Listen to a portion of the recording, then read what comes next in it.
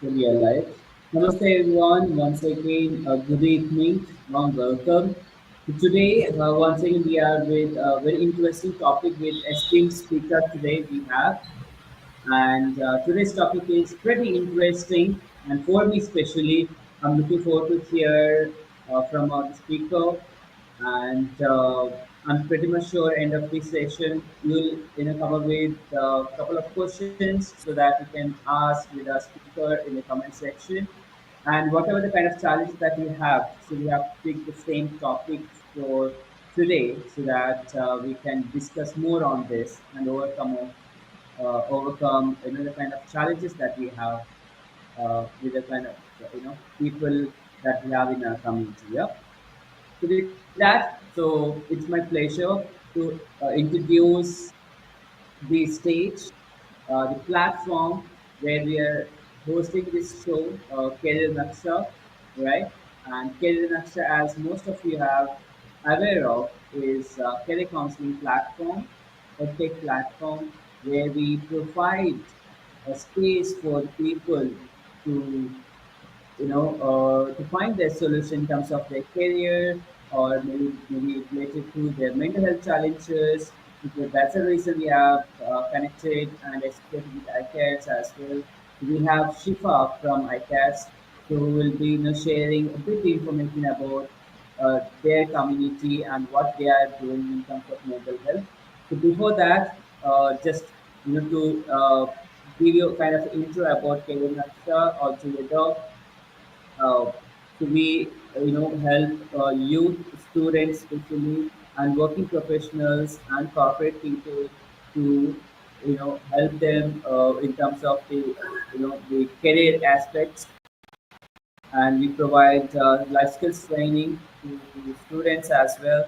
And the very important thing that is, for any kind of training or to move ahead in their life, they should identify themselves. They have to discover themselves, right? With that, we have psychometric assessment, which will help every individual to identify their interests, their personality, their behavior, their work context, a lot about themselves. So once one identify themselves, discover themselves. So it will be very easy for them to move ahead or go ahead with their life in terms of their personal life or maybe professional life. Yeah.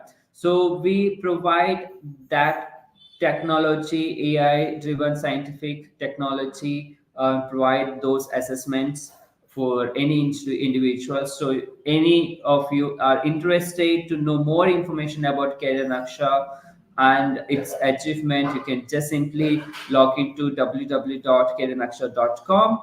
So that's a bit info about Career Naksha as of now. So we have Shifa from ICARS. So I would like to invite her on this platform to introduce herself and the community, what they have for the people out there.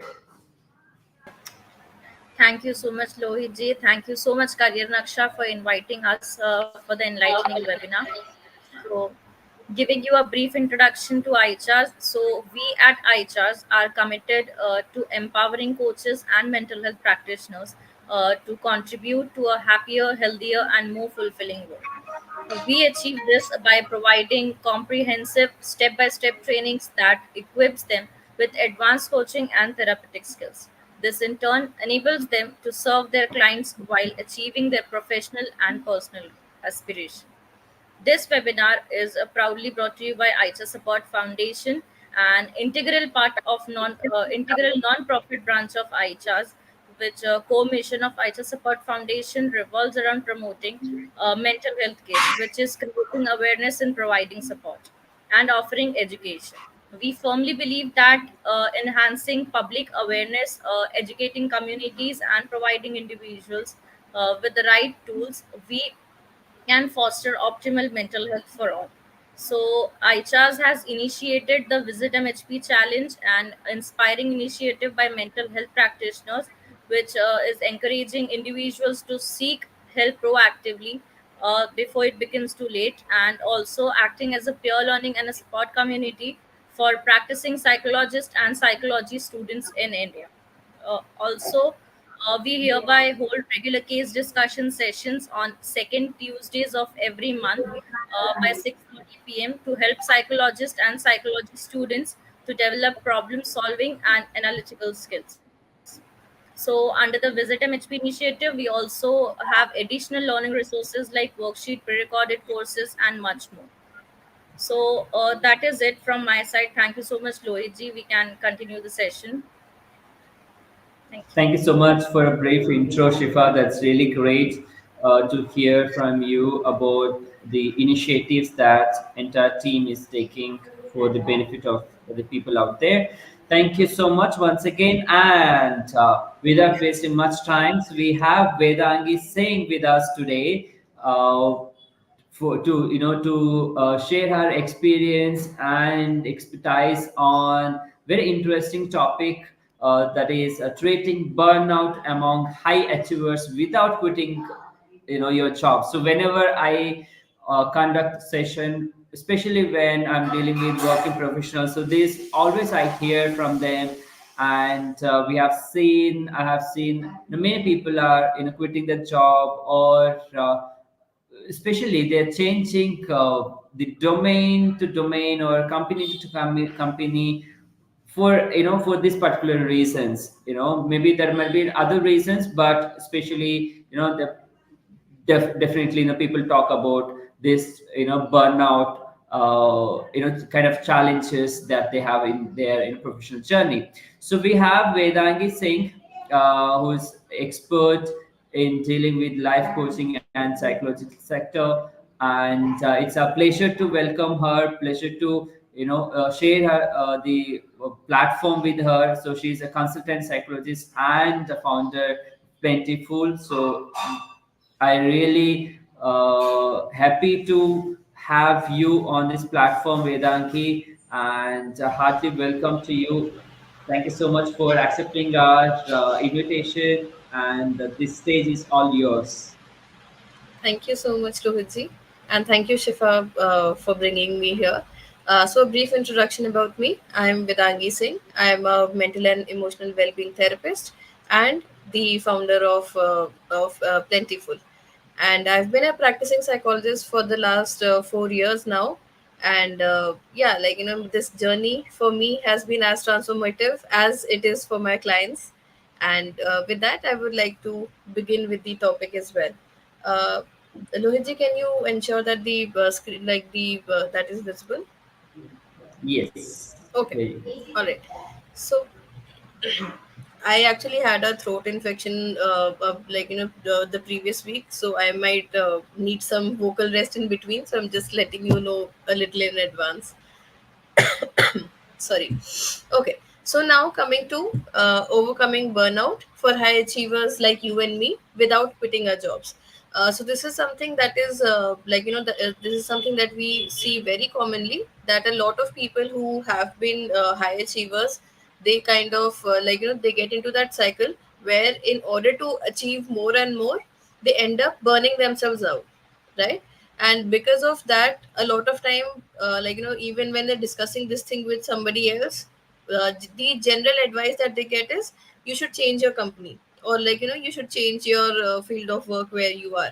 And a lot of people are not comfortable doing that, right? And so then they look for short term short term things that can benefit them. So let's say they might go for a yoga retreat somewhere, they might go for a vacation somewhere, or just take a day off or something. But in general, the underlying issue still remains there, right? Even if you're going out for a vacation, you'll come back and you'll follow the same patterns, and then you'll end up burning yourselves out once again, right?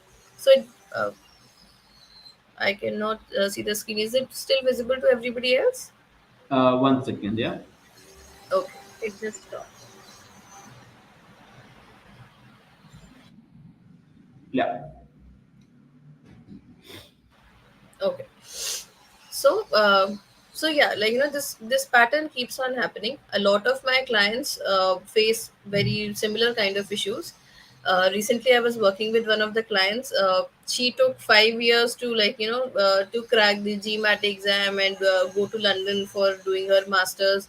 after her masters, she got a job, and initially she was very very excited about it. But the work culture there wasn't something that she was liking.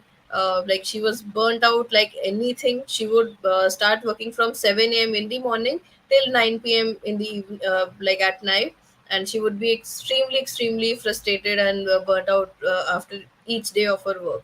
And like, she her every time that she used to talk to her mother, or she used to talk to any of her friends, the common advice generally was like, you should quit your job. It's okay if you come back to India, we'll look for a job for you here, and like, we can settle down here. But she has a student loan that she needs to pay off, right? So it's not an option for her to quit her job and come back to India and like, leave all the dreams that she had behind. And she was really really scared when she came to me. So this is something which is very very common, and that is why I've chosen this topic as well, because this is a pertinent question, and I think it needs to be looked at from the like, from a psychologist perspective as well, right? So let's ask ourselves first, what is burnout, right? So, burnout is a state of physical, mental, and emotional exhaustion which is caused by prolonged stress. So, as I mentioned, for people who are high achievers who continuously want to, like, they want to grow and they want to achieve more and more, for them, chronic stress kind of becomes an inevitable part of their lives. Most of the people, if you tell them that that you should not stress a lot, they would simply just shrug it off as something. Yeah, stress is something which like, which is there. You cannot really do away with it, right? But the under the other side of this so-called, like, this normal stress is that it might lead to a burnout, and especially if this stress is something which is not getting managed well, right? The stress in itself is not a problem as such, but when this stress remains unmanaged, and when the stress is so much that we are not that our own coping capabilities are not sufficient to be able for us to be able to cope with that stress, that is when the likelihood of burnout and emotional exhaustion becomes really really high, right? And we start feeling that, like, I do not like the job. Like, I was very very excited when I started, and I'm still passionate about it, but I'm really losing out on that energy. I do not have the zeal to continue in the field of work that I'm doing, right? And all of these are signs of mental and emotional exhaustion, that I'm so exhausted with the work that I'm supposed to be doing, that I just cannot, like, see my way out of this thing. And this is a very very concerning state. Even the WHO has also uh, has said that occupational burnout is something that needs to be that needs to be looked at more. And even World Economic Forum has said in one of its recent reports, which was about the future skills that will be demanded in the upcoming centuries, in the upcoming decades. And it talked about how resilience is the number one soft skill that is being demanded worldwide, right? And the trend that we see, where people are experiencing burnout every time, where the newspaper articles and every there was a recent case where an EY employee, she died of chronic stress, right? So when these cases are so common, burnout is really something that we needs to look at, right? Sorry.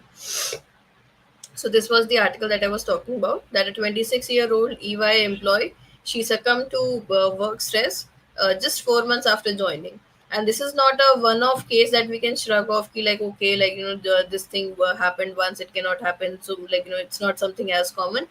Because even if people are not dying per se, but like, their quality of life is deteriorating a lot. And there's a considerable amount of time that we spend in our workplaces, right? So it's very very important that we look into what is the mental health environment that we are at, or that we are spending so much time in, right? And that is why this topic becomes very important, and that is why it becomes very important that we understand what is burnout and how we can deal with that, right? Now let's come to why high achievers are prone to burnout. So if I'm saying that, let's talk about overcoming burnout for high achievers, let's first understand why they are even prone to burnout in the first place, right? So the first reason is perfectionism.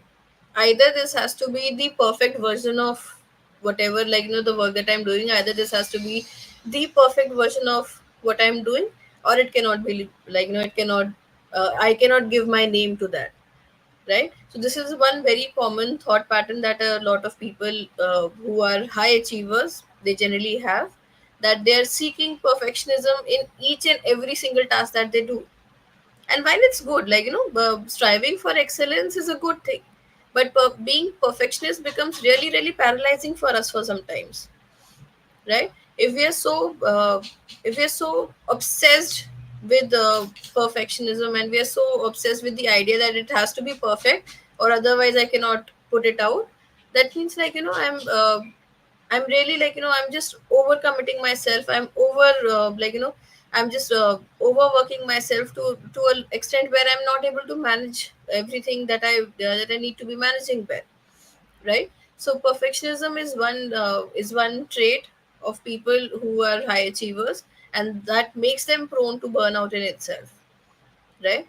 The second is overcommitment, and this comes with the perfectionism itself, that if I'm a perfectionist, I overcommit to things, even if I know that I may not have the right kind of time and mental space to do something. But just because just because my name is at stake, and because my professional reputation is at stake, so I need to do everything in the most perfect manner. And just as I said, striving for excellence is something desirable, but when it goes to the extent where it is becoming a perfectionist tendency, where we are just trying to achieve the best version, we're just trying to do the best, and good enough is never enough for me, that becomes a problem for us. Every time that we overcome it, and we overcome it to the extent that even though I do not have the mental space, even if I have the time, even if I have the right skills and the resources to do something, but if I do not have the right mind space within me, even then I'm committing to doing something, I'm exerting myself beyond my means, that is surely that will surely lead us into a problem, right? Then the other thing that we see is fear of failure.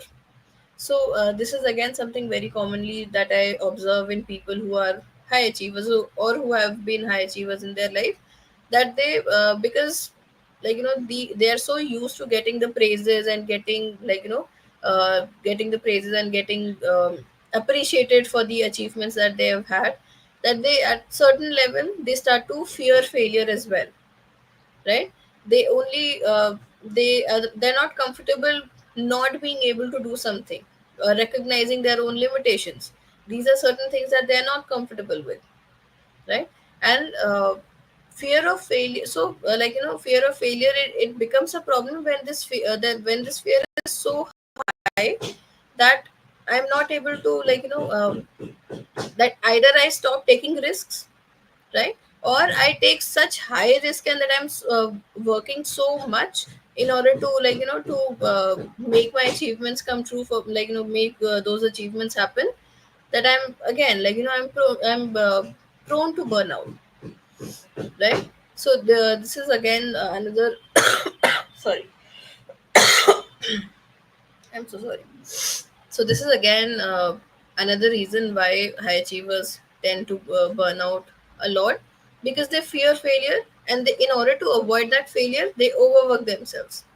They overwork, they overcommit, and they seek perfectionist tendencies, right?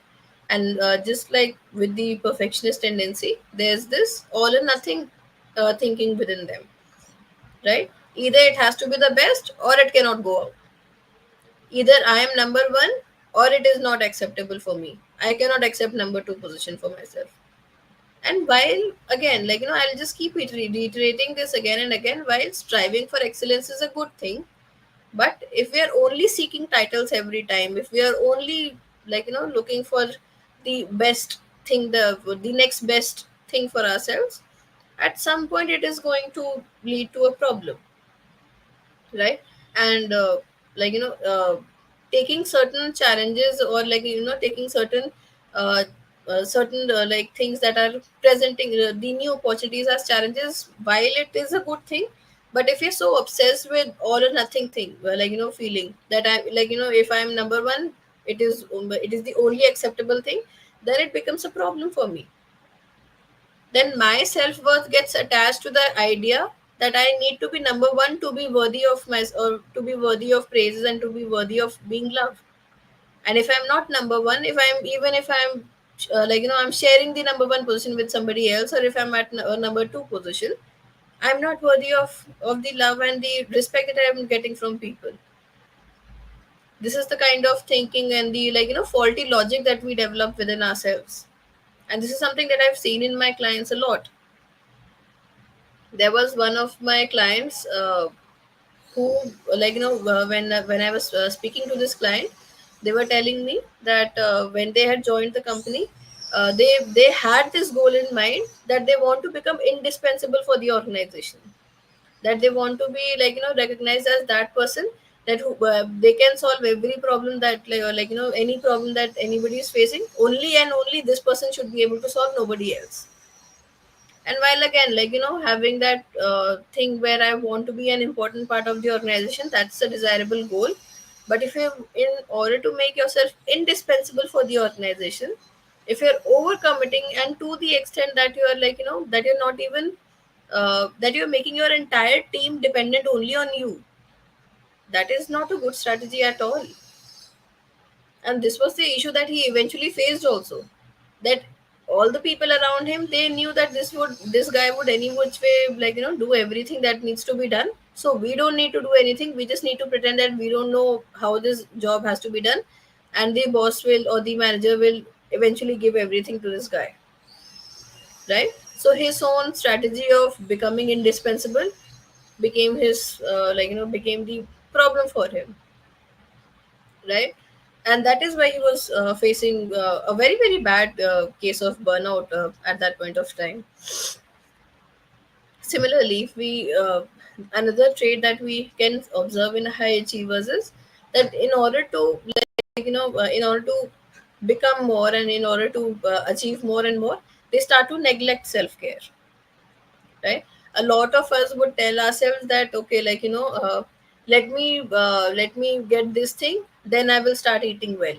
Let me let's say if I'm preparing for some exam, then let me clear this exam, then I'll start working out.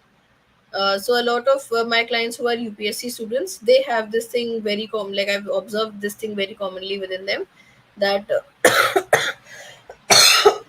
sorry, that even though they know that they're having health issues and they need to be moving a lot more, and because preparing for any exam requires you to sit for very very long hours, and yet this thing keeps on happening. No, let me just crack the exam first. Once after that I'll have time. Before that, before my exams are done, I do not have time. I will not go and exercise, I will not do anything else, and only after I clear the exam I'll allow myself to exercise and to be more physically fit, and and to start taking care of my health.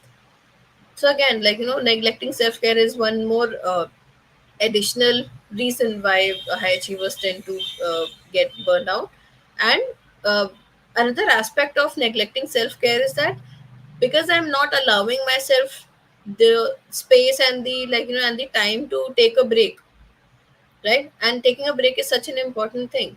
So because I'm not allowing myself the time to take a break, that is why when I'm continuously pushing myself to work more and more, more and more, and I'm not allowing myself to take a break, eventually there comes a point where I break, right? If you are driving a car and if you're not refueling the car, but you just keep pushing, there will eventually come a point of time when your fuel tank will be empty. But you are so you're so after this thing that no, I cannot stop. So you, what do? You start pushing the car and taking the car wherever it needs to be. But is that is it what the car is supposed to be? The car should be driving you, and not it shouldn't be it's not required that you should be the one who's pushing the car to make the car reach the desired destination, right? So taking a break is something which a lot of high achievers are not really comfortable doing. Again, there was one of the clients that I was working with. He was a UPSC aspirant, and for the last 3.5 years, he hadn't taken a break. He hadn't gone out for any vacation. He hadn't visited any of his the family functions that are happening. He did not visit on any of those family functions. He lost touch with all his all his school friends, all his college friends, and he was just isolating himself and studying and studying and studying for last 3.5 years. And I'm sure you can imagine how depressing this might have been for him, right? So these are the factors that collectively lead to this burnout phenomenon, and which is very commonly seen among people who are high achievers, who have achieved a lot and who really want to do well in life. Yeah.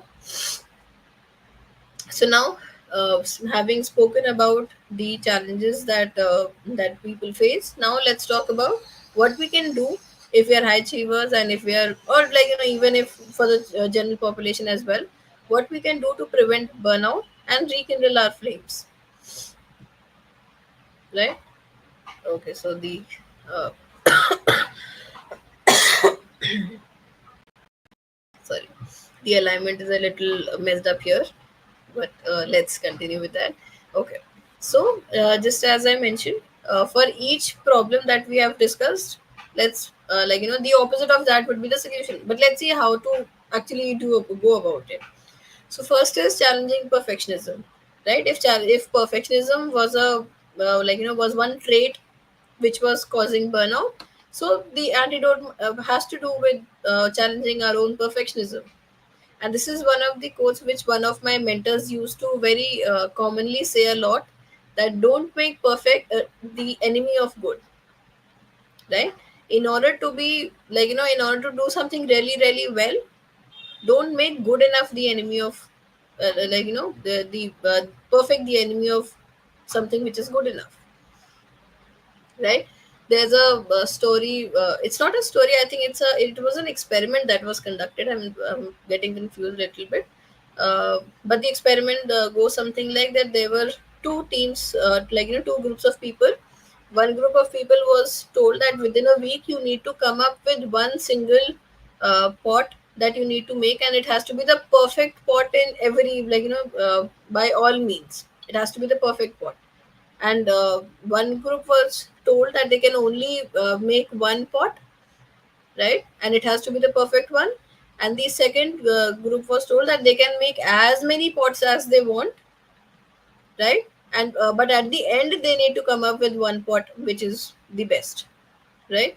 And after 1 week, as as we all can expect, the people who were making a lot many pots, right, a lot many imperfect pots, they came up with a much better pot at the end, rather than somebody who was working on one single pot which is supposed to be the perfect one, right. So anytime that we are chasing perfectionism, we are discarding the good enough ones, and in the process of discarding all the good enough ones, we actually lose out on improving ourselves and making things better for ourselves, right. So it's very very important that we challenge our perfectionist tendencies, and we remember this thing, that we shouldn't make perfect the enemy of good, right. Embrace something which embrace the good enough things, right.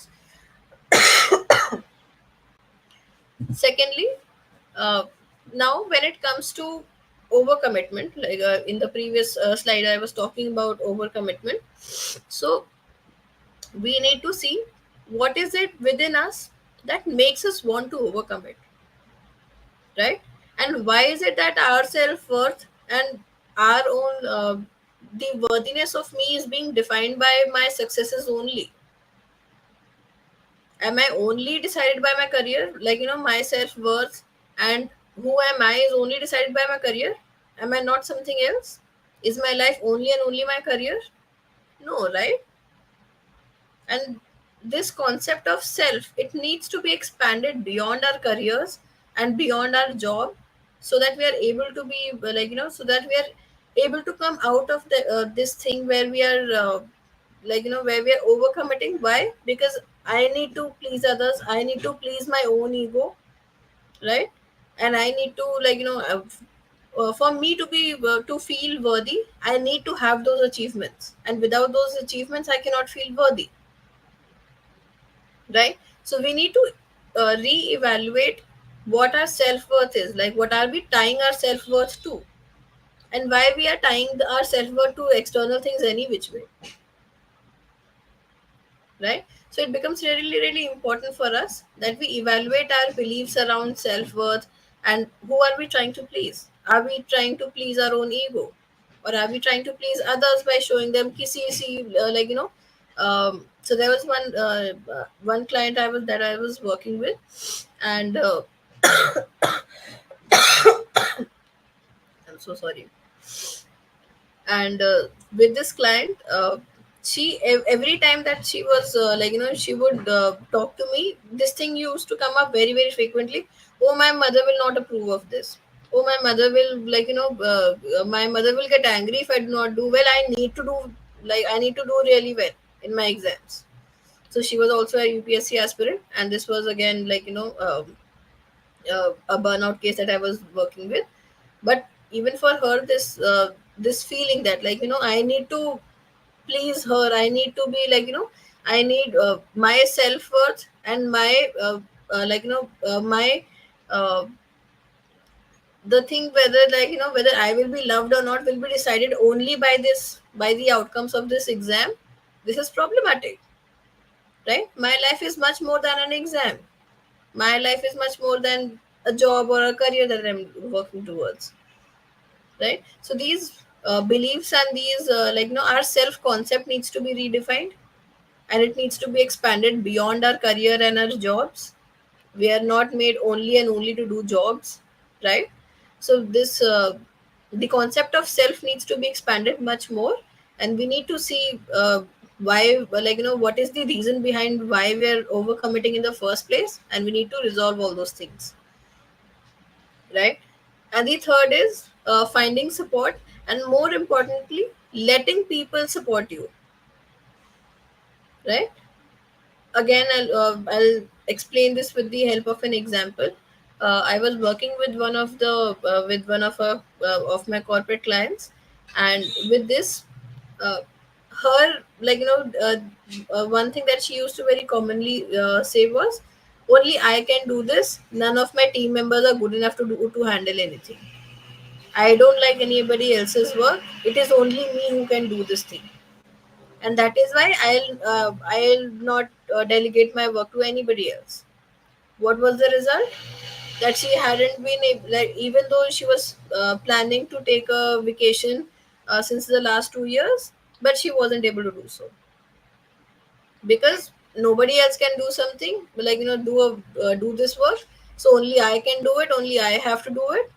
So every work that needs to be done, it needs to be only done by me. And then she was also complaining that I do not get people who can support me. I do not have support in my life. Well, if you are the only one who can do something, then of course, like, there's nobody who can support you. But if you allow people to support you, if you allow them to do their things their own way, even if you don't like it, let's say, right? But if you let them be there for you and to help them in their own ways, and even if they're making mistakes, tell them what you expect from them, rather than picking up from picking their work up and start doing those things yourselves. Instead of that, simply tell them what are the what can they do to improve the work that they're doing. So these are certain subtle shifts that we need within ourselves in order to actually be able to overcome burnout, right? And instead of just focusing on external external shifts that we do, that let's say quitting your job, or sorry, changing our jobs, or changing our work profiles, changing our companies, going for a vacation, going for a holiday retreat somewhere, going for a yoga retreat somewhere. And while yoga retreats and all these things are good, even I I am not saying that I'm against all these things, but going this thinking that this will take away my burnout is not a good idea, because we are only dealing it with we are only supporting ourselves on a short term level. But for long term resolution of our burnout, we need to have certain subtle internal shifts within ourselves, right? And next, I'm so sorry. The next thing is that we need to reevaluate our beliefs around success and failures as well. So just in the previous slide, I was talking about fear of failure. So here we need to reevaluate our beliefs around success and failure. Why is failure considered such a bad thing, right? And when we say that failure is a stepping stone to success, then it actually means something, right? Every time that I'm not able to do something, it is only telling me, it is giving me a feedback as to what is it that I need to improve upon. So if I just reframe this thing, that failure is not defining my self-worth, right? My the Whether I succeed or fail will have nothing, will tell nothing about me and my self-worth. That will make me independent of my self will be independent of my successes and failures. And that is when I can, I can do things in a more light-hearted and in a more engaging manner, right? If I'm doing a project, if I'm supposed to lead a team to achieve certain certain targets that my firm has set for myself, and if my only concern is that I really, I can only succeed and I should not fail, then I'll always keep working with this fear and with this with this constant pressure in my mind. But if I'm detaching myself from the success and the failure, I'm just saying that I'm going to do the best thing that I can do. And I'm looking for the most creative ideas. I'm going to be I'm going to really energetically implement the ideas that me and my team will come up with. I would have much more fun in the project, and I will likely have much more higher chances of succeeding as well, rather than at a time when I'm putting so much pressure on myself, where I'm just telling that my self-worth and my quality as a leader will only depend on whether I succeed here or not, right? And there's one more point that I've written in this slide. It's not visible right now, but the last one is that we need to prioritize our well-being, right? Taking breaks when we need it. There are a lot of people who take pride in this fact that even I had a really bad fever and I had really bad health, but I still came to the office, and I do not want my team members taking breaks when they're in poor health. I want them to come to the office. If I can do, why can't others do, right? A lot of people, you'll find a lot of people who would say this. But if you're not taking care of your well-being, then why are you even, what is the point of working then? We work because we want to make our lives better. But if our life is becoming only and only work, what is the point then? Right? So, taking care of our physical health, taking care of our mental health, right? Taking care of our spiritual health. All these things become very, very important. These are things which should not be ignored, right? And taking those few breaks in between, and really allowing ourselves to take a break and to pause and to to just be with ourselves and not be over consumed by our work. Those me time, we use that term me time. So those moments of me time are very, very important for us to be able to sustainably achieve the things that we are looking for, right? So these are my takeaways. This is my perspective of how people who want to sustainably keep achieving their goals, they should, if they want to know how they can prevent burnout. So this would be my take on that. That instead of just focusing on the external, external things, focus on also on your internal shifts. Challenge your internal beliefs, challenge your internal self-worth, right? And that is it from my side. If there are any questions, I can take those questions now. That's fantastic. Thank you so much, Vedanki, for a brief note about this and sharing those tips and techniques for people to how they can overcome and really have addressed very important challenge for what people are going through. So I was completely able to resonate with the example and the couple of case studies that you have mentioned. So thank you so much. I believe all the viewers were able to take a benefit out of it. So any of you have, if you have any question or anything that you want to ask, or if you are, have any kind of challenge, you can just put it in the comment box, and so that we can ask the same thing with the Vedanti, so she can help us out. So let me know. So please put it in the comment section so that we can answer your query. And though you have given a brief intro and the tips how people can overcome, what are the kind of basic steps that they can take to overcome of those challenges, burnout challenges. So uh, still I just wanted to ask a kind of what we say, kind of a word of wisdom for our youth. So the newly graduated students, and they're just hitting to the corporate sector. So though they have seen the corporate culture through internship and so many other projects, freelancing, all the stuff now, the people are exploring those sector. But still, once they hit to the corporate lifestyle completely, then this kind of challenges comes up, right? So how someone can prevent or make them full ready to overcome of those kind of challenges? Any word of wisdom for especially for youth, if you want to share? Okay.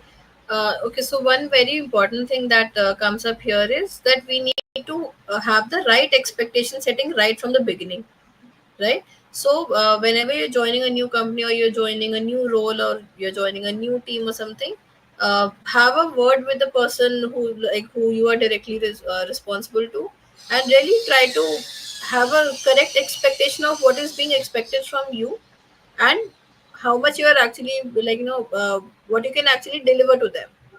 And as I again, as I mentioned again, previously as well, that don't try to overcome it to sell yourselves, right? It's always like we're always told this thing that you need to sell yourselves to be at the place that you want to be, right? But selling yourself does not mean that you will sell yourself only through overcommitting, right? Instead, use the opposite strategy: undercommit but over deliver, right? And this needs to come with this thing that you're having the right kind of expectations between you and the person that you are directly responsible to, that you understand your roles correctly, and that you're having the right kind of realistic goal setting as well, where you know what the what is it that you need to do, that you need to be doing well, what are your performance measurement things which measure your performance, what are those metrics, and how your performance will be evaluated, right? And sorry, having that clarity will lend you it will give you that mind space to be able to plan out things for yourself much better. People who go in without having that kind of clarity, they often get stuck with they think that I'm working so much but I'm not able to get any I'm not getting any results, I'm not getting any promotions. Why? Because probably I'm working so much but I'm not getting seen. Why? Because I'm not focusing on the performance metrics. I do not even know what are the performance metrics. And if I don't know, and I'm just working for the sake of working, thinking I'm working so hard I will eventually be rewarded, then it's a bad expectation setting from the start, right? So this is something which needs to be carefully looked at while we're entering a workforce. That I know what are the on what basis my performance will be judged, what is the expected from me, and what is it that I can do best, right? So this Right. is this would be one my takeaway from for all the graduates and for all the people who are graduating soon. Thank you so much. That's lovely and really nicely you have summarized and give a great tips. And it comes from the practice, dear viewers. So I really appreciate if you can able to watch, though it's not a very long session that we have conducted here. So it will not waste your time even if you watch this beautiful session multiple times. So definitely you'll learn a lot from this, and definitely this will help you to lead your professional life and balance your personal life, right? So thank you so much once again, Vedanti. As of now, I don't have any questions in the comment section.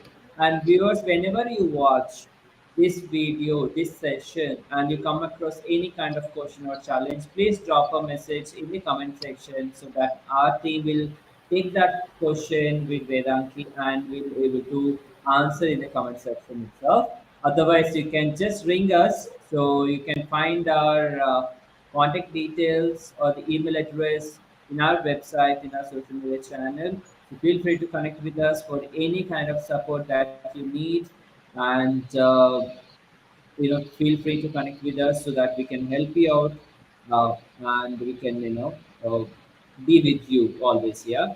So thank you so much once again, Vedangi, for accepting our request and sharing your expertise and great tips to all the viewers, and Shifa for being here and listening to us the entire session. And definitely we'll connect with you, Vedangi, once again with a very beautiful topic in upcoming days. And viewers, please keep an eye on our channel. We'll be coming up with one more interesting topic very soon. Till then, be safe, take care of yourself and people out there. Yeah. Thank you once again. Bye bye. Namaste. Right. Thank you Thank you so so much. much.